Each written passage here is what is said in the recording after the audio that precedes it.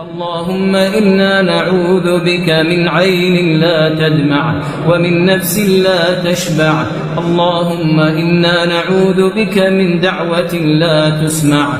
اللهم يا ربنا ويا مولانا ويا ذا الجلال والإكرام يا حي يا قيوم، اللهم ردنا إليك ردا جميلا. اللهم رد أمة محمد إليك ردا حميدا برحمتك يا أرحم الراحمين. اللهم اهد شباب المسلمين واهد نساء المسلمين. اللهم جنبهم الفواحش والفتن ما ظهر منها وما بطن.